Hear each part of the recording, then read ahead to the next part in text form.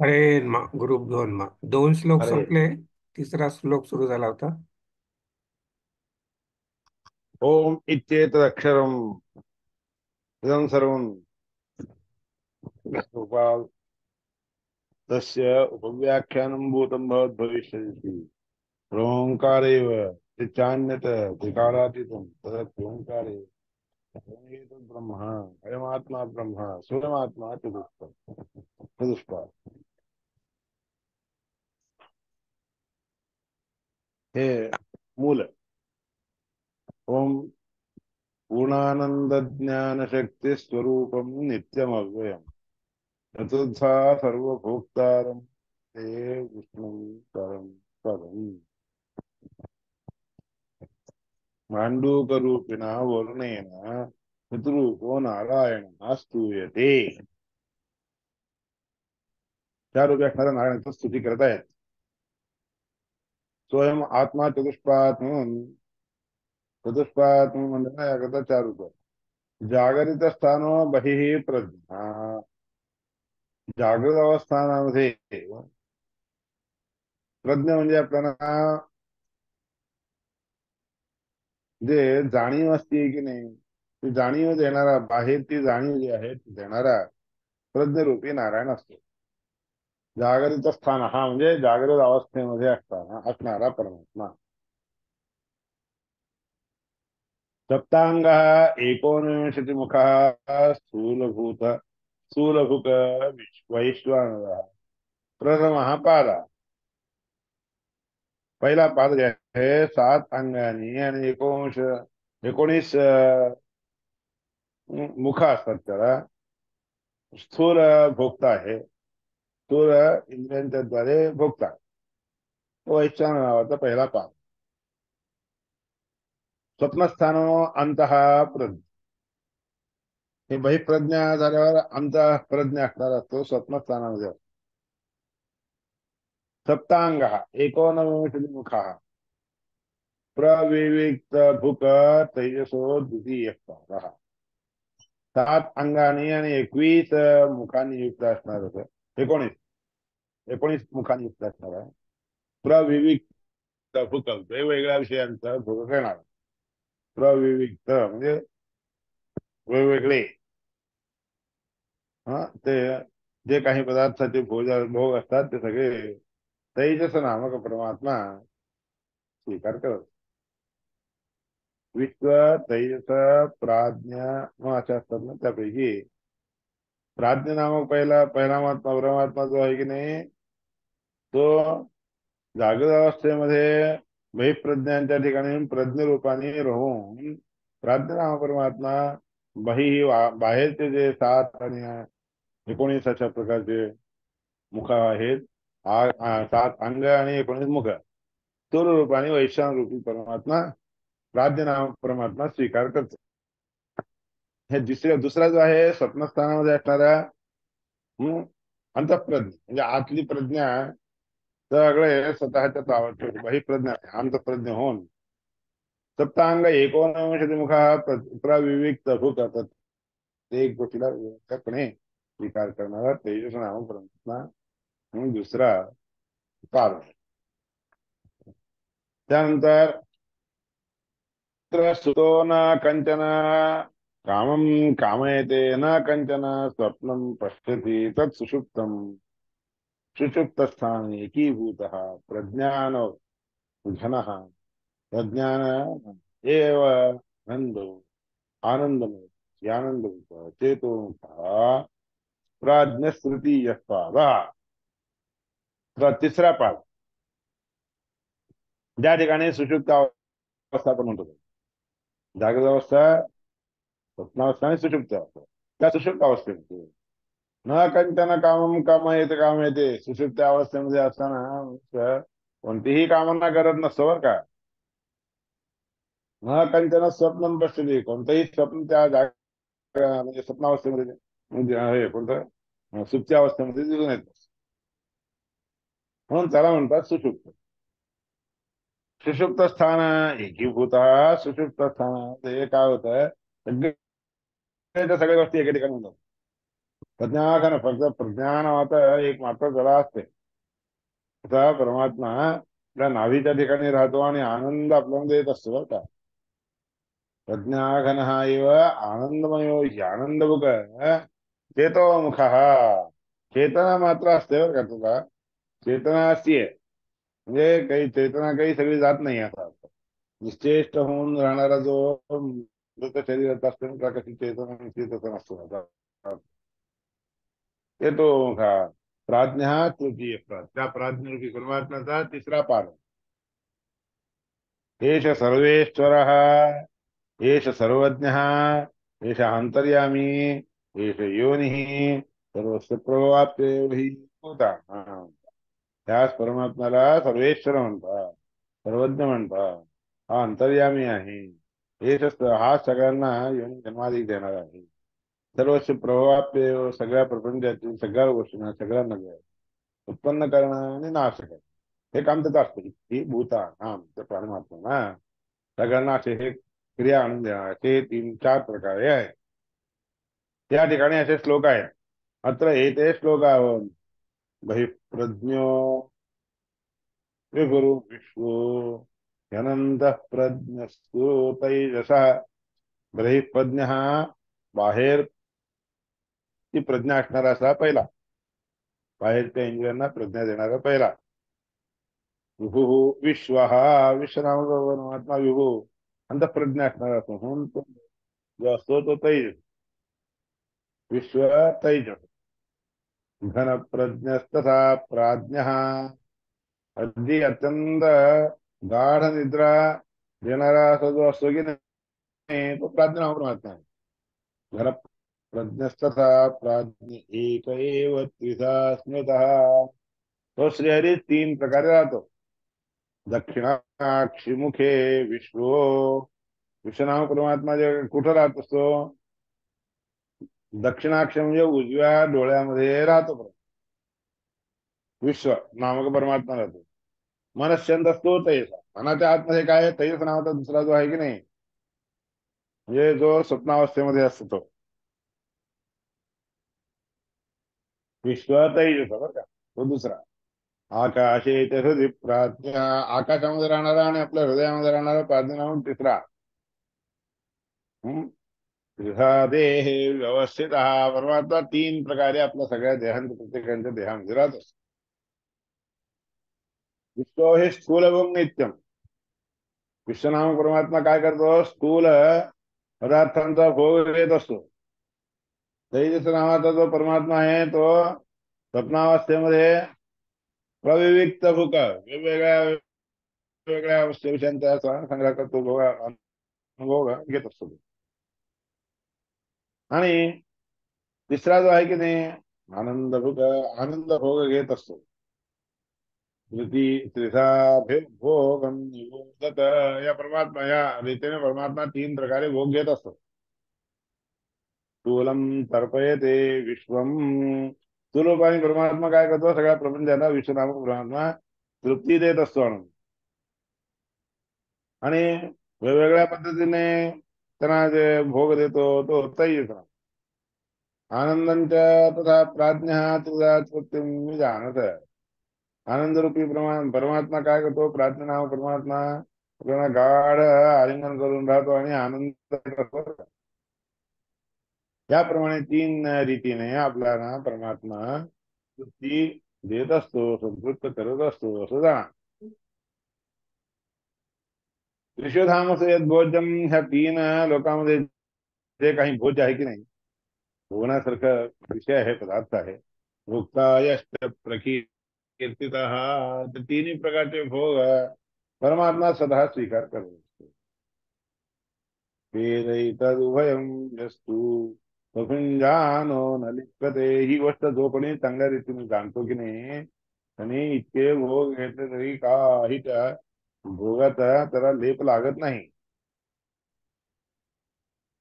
प्रभो सर्वभावानं तथा विनिश्चया. सज्जन लोकांना याप्रमाणे सगळ्या प्रकारचे भाव आपल्याला अभिप्राय जे असतात ते भाव म्हणजे स्वभाव जे असतात ते सगळे सज्जन लोकांना निश्चितपणे अशा प्रकारचे परमात्मा सुख इत्यादी तीन रीतीने देत असतो भोग सुख देतात. सर्वं जनयते प्राणः चेतोंशून् पुरुषः पृथक्. प्राण वायू काय करत असतो? सर्वं जनयती, ज्या ज्या व्यक्तीला जे जे पाहिजे असते ते सगळं उत्पन्न करून देत असतो तर. म्हणून प्राणश्चेतो अंशून, चित्तामध्ये राहून त्या अंशूंना त्या किरणांना प्राणरूपी वायू वेगवेगळ्या रीतीने त्यांना देत असतो भोग, भोग इत्यादी देत असतो. विभूती प्रथम धन्ये. इतर देवता काय करतात? विभूती.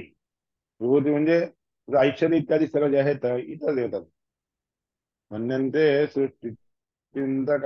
याप्रमाणे सृष्टीचं चिंतन करणारे जे लोक आहेत ते जाणतात.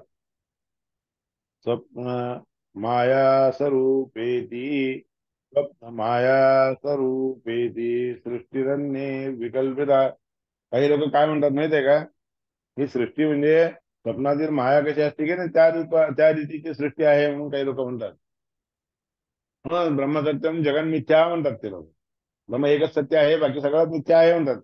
कारण स्वप्नातील जे माया असते की नाही, मायेने आपल्याला जे जे गोष्टी घडलेल्या दिसतात गोष्टी, त्या प्रकारे सगळ्या प्रपंचातील गोष्टी दिसून येतात असं काही लोक म्हणतात. परमात्माला हे सगळं असे माया सृष्टी करायची गरजच काय आहे? जो नुसतं इच्छा केली की पुरे हो खरी सृष्टी करू शकतो असा व्यक्ती माया सृष्टी कशा करायला जाईल? इच्छा मात्र प्रभू सृष्टी देते सृष्टो विनिश्चिता. सृष्टी अशी करण्याची ज्याला शक्यता आहे, जो करू शकतो, तो माया सृष्टी कशाला करायला जाईल बरं? काळ आला असताना परमात्मा सगळ्या प्राणांना सृष्ट करतो.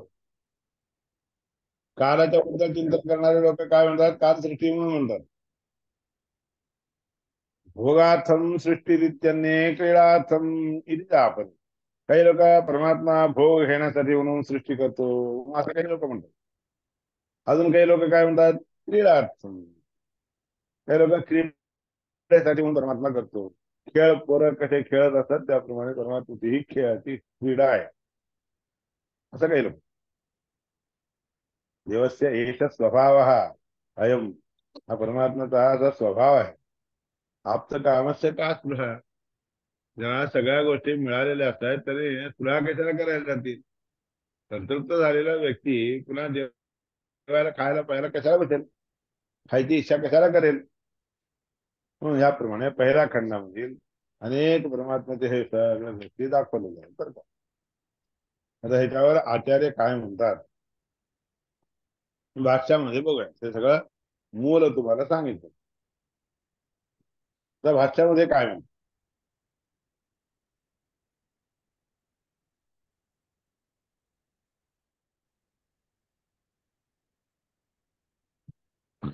हरिवंश पुराणात सांगितलेल्या गोष्टी सुरू कर.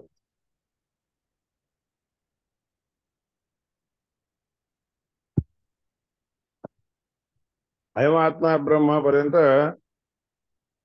भाष्यामध्ये झालेले पूर्ण परमात्मा एकटाच आहे. पूर्णस्व हरिदेवैको नान्यत पूर्ण कदा. हरी परमात्मा एकटाच पूर्ण शब्द वाच्य आहे. दुसऱ्या गोष्टीला पूर्ण म्हणून म्हणत नाही. कोणालाच म्हणताय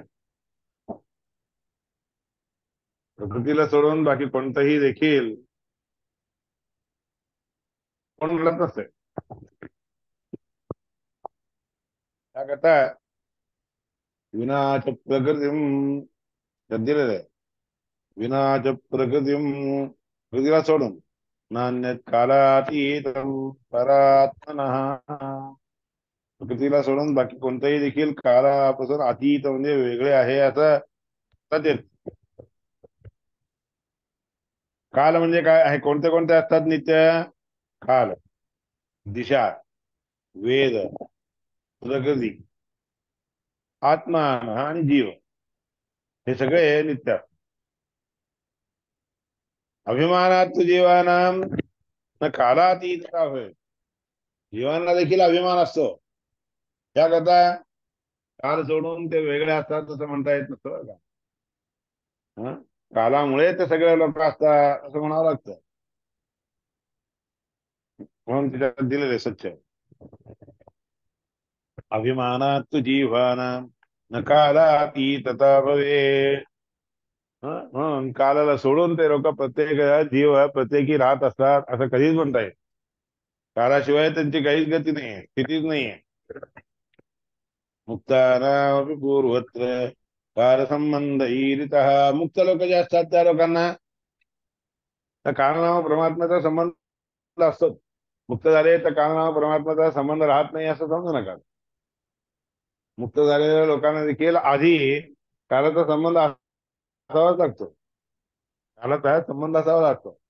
पण तो संबंध मुक्त झाल्यानंतर नसतो म्हणजे काय, त्याच्यानंतर त्यांना मरण इत्यादी काही अवस्था नसते,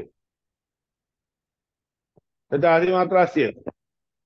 म्हणून मुक्तानामी पूर्वत्र कालसंबंध ईरित पूर्णत्वंच सदा विष्णू. पण पूर्णता कोणाला असते तर जीवाना येत नाही. सदा पूर्ण रूपाने राहणार नाही. प्रसिद्धम सर्व वेदतः. सगळ्या वेदामध्ये ही गोष्ट प्रसिद्ध झालेली आहे. प्रसिद्ध असणारी गोष्ट आहे. प्रसिद्धम त्रिदम हे सगळं सिद्ध आहे. सर्व वेदता स्वयं विष्णू ब्रह्मा ब्रह्म रुद्र अनंतादिग. हा विष्णू आता आचार्य परमात्मा मी देवी अदेवा अन रुद्र अनंतादिग शेष सदा आनंददायक असणारा जर राहत असतो. सदा आदान आदान आदन कर्तृत्व. आदान म्हणजे त्यांना देतो आणि आदन स्वतः खातो. त्यांनाही देतो आपणही खातो. सगळ्या लोकांना एकटाच भोगत राहत नाही, एकटाच स्वीकार करत नाही. आदान आदान आदान. आदानामध्ये फरक आहे बरं का. आदान म्हणजे स्वीकार करणे. आदान म्हणजे खाणे. खाण्यामध्ये आदानामध्ये वेगळा. स्वीकार करणे म्हणजे सगळं संग्रह करावा लागतो की नाही. सगळ्या गोष्टी संग्रह केल्याशिवाय तुम्ही काय खाता. जसं तुम्हाला आता जेवायला बसलेले असतात. जेवायला बसले असताना आधी काय करावं लागतं. भात चटणी वरण वगैरे सगळं संग्रह करावा लागतो की नाही. ते संग्रह करणं ह्याला काय म्हणतात आदान. आदान म्हणजे बहुत. त्याप्रमाणे असे आदान आदन कर्तृत्व हे अद्यते तिच्या भूतानी तस्माद अन्नम. मग परमात्म्याला अन्न शब्दाने कशाला बोलवतात. सगळ्या गोष्टींना ग्रह करून आणून देतो, खायला लावतो. आदानाद आदानात आदान आदन कर्तृत्वात आत्मा तेषाम अगोचर. अशा रीतीने हे कार्य करत असतो, करवत असतो आपल्यामध्ये राहून. म्हणून परमात्मा दिसून येत नाही. तिची मंडूक रूपी सन म्हणजे मंडूकाचं रूप घेऊन ना वर्ण आणि स्वतः आणि परमात्म्याचे हे सगळी लीला पाहिली. हरिवंश पुराणामध्ये सांगितलं बरं का. वृद्धावस्थितो देहे परमात्मा सनातनः. सनातन असणारा श्रीहरी परमात्मा प्रत्येकाच्या देहामध्ये 4 रूपाने राहत असतो. वैश्वानरो जागरिता जागरित स्थानको गजवक्त्रकः निर्माता बाह्य संवेत्तेति बाह्य संवित्तेर जीवानां तदगोचरः. वैश्वानर परमात्मा जागृत अवस्थामध्ये असतो.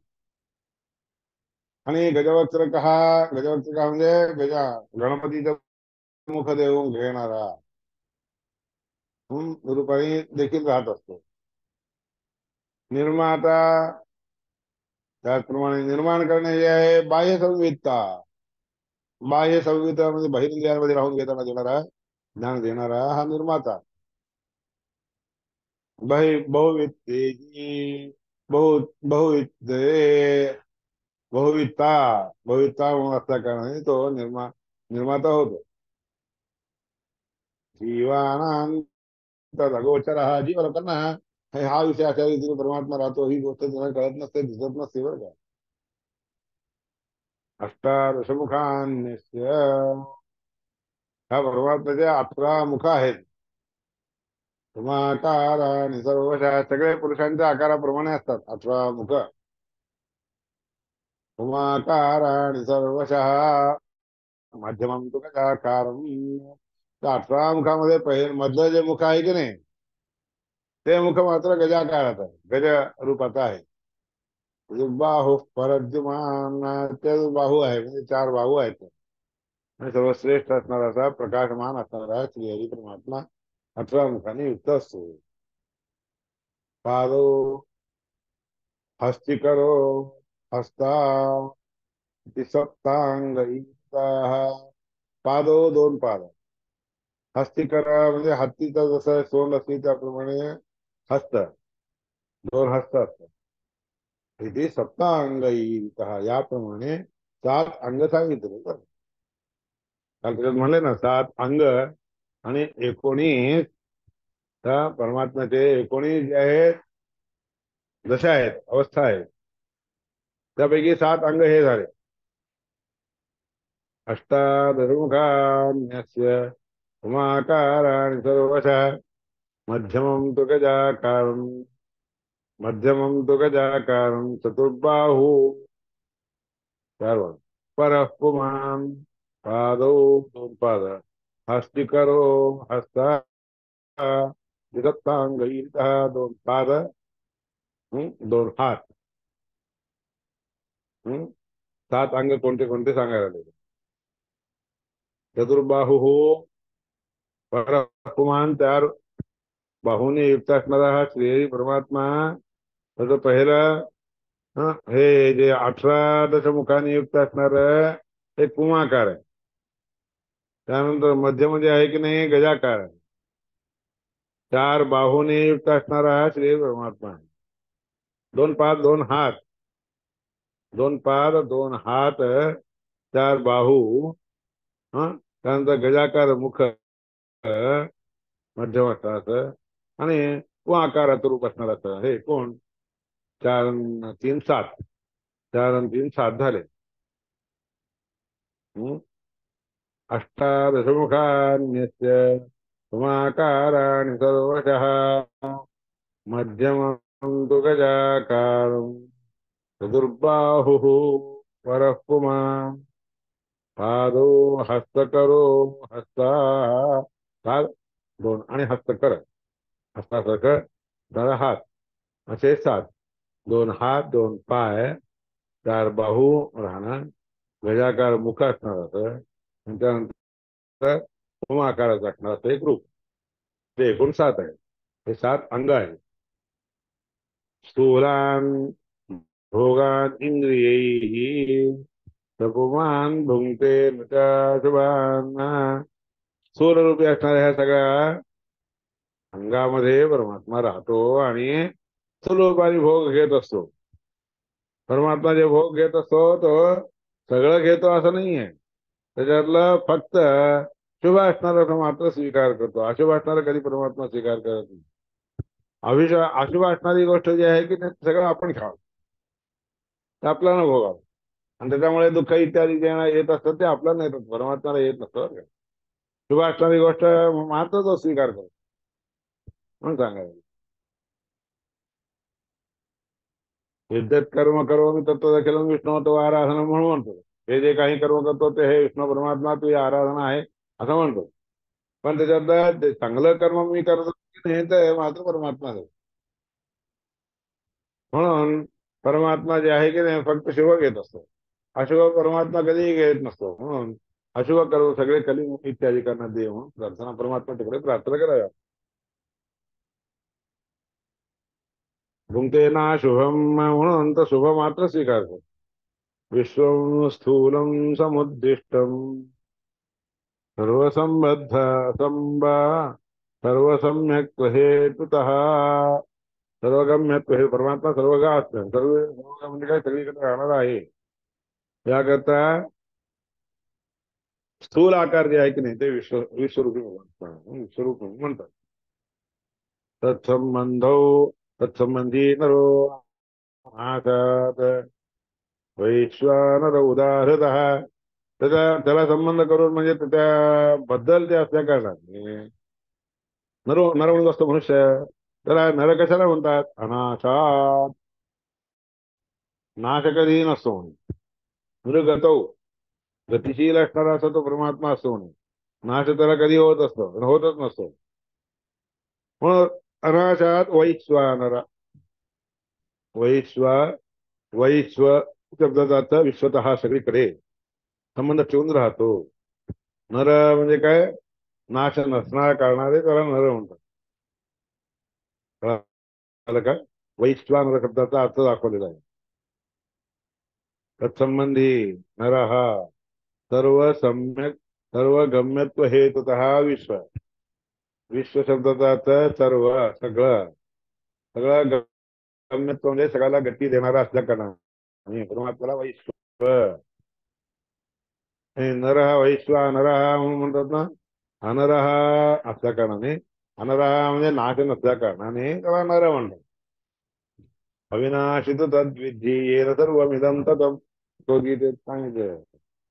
अविनाशी तो तद्विधी येन सर्वमिदं ततम्. तर हे सगळं व्यापून टाकलेलं आहे ना परमात्माने. त्याकरता परमात्मा कसा आहे? अविनाशी आहे म्हणून सांग. तोच विषय इथं दाखवले. विश्वम म्हणून याकरता वैश्वानरामध्ये विश्व शब्दाचा अर्थ असा घेतलेला आहे. अनर शब्दाचा अर्थ नाशरहित. विनायकस्तु विश्वस्य ध्यानात ध्यानादयित गजवक्त्रधाम. हे विनायक म्हणजे गणपती. ह्या विश्वरूपी असणाऱ्या सगळ्या गोष्टींना आपल्या ध्यानामध्ये ठेवून घेतो म्हणून गजमुख झालेला आहे त्याला. त्या विनायकाला गजमुख कशाला आलं? सगळ्यांना आपल्या ध्यानामध्ये ठेवून घेतो तो. विश्वम स्थूलम समुद्दिष्टम सर्व गम्यत्व हेतुतः तस्मा तत्संबंधात. त्याचा संबंध असा कारण तत्संबंधो नरो अनाशात वैश्वानर उदारतः. विनायकस्तु विश्वस्य ध्यानादयित गजवक्त्रताम्. तथैव तेज तथैव तेजसध्यानात् विध्यानात् इंद्रतः इंद्रताम्. विश्व झाल्यावर तेजस आहे ना. त्या ठिकाणी तेजसामध्ये कसं आहे? तेजस ह्याच्यामध्ये तेजस ध्यानात. तेजसासारखं ध्यान केल्या कारणाने तेजयुक्त असणारे आहे असं ध्यान केल्याने ते ध्यानात इंद्रताम. तीन प्रकारचं ध्यान केल्यामुळे ते इंद्राला इंद्र पाद नाव आलेलं आहे बरं का. चतुर्ध्यानाच रुद्रत्वम. ते चारही रूप परमात्मा ते चिंतन करतो, ध्यान करतो म्हणून रुद्रदेवाला देखील काय म्हणतात? चतुर्ध्यानाच रुद्रत्वम. त्याला रुद्र म्हणतात. रुद्र, रुद्रत्व म्हणजे ध्यान करणे. रुद्र रुद्र आप जनार्दनात. त्या जनार्दनापासून रुद्राला जे आहे असं स्वरूप प्राप्त झालेलं आहे. रुद्र आप जनार्दनात एवं भूत गुणो रुद्रात्मा परात्परा विश्व तैव प्राज्ञा तुर्य. ते सगळे त्याचे स्वरूप आहे. त्या रूप परमात्म्याचे असं महायोग कल्पामध्ये सांगितलेलं आहे. जागृत दर्शन संस्कार रूपत्वात् स्वप्नगम तु यत प्रविवेक्तं तु प्रज्ञान कारणं तच्च उच्यते. परापुराणातील ही सांगितलेली गोष्टी तुम्हाला कळवते. आता पुढील सगळे 19 आहेत ना, त्या सातांचं झालं. 7 गोष्टींचं अंगांचं वर्णन केलं, 7 अंग. आता पुढे ते 19 प्रकारचे त्याचे हे दशा आहेत ना, ते उद्या वर्णन करून सांगतील तुम्हाला. आजच्या पुरतं जे आहे हे परमात्म्याचे स्वरूप आहे. स्वतः प्राज्ञा आणि तुरीय. सगळ्यांना जन्म इत्यादी देणार जे आहे तो परमात्मा तो तुरीय सांगितलं. ह्या गोष्टी सांगितल्या. जागृत अवस्था सुषुप्तावस्था स्वप्नावस्था आणि सुषुप्त आणि शेवट प्रलय मोक्ष. हरे श्रीकृष्ण. हरे नमः. हरे श्रीकृष्ण अर्पणमस्तु. हरे नमः. हरे नमः. हरे नमः. नमस्कार.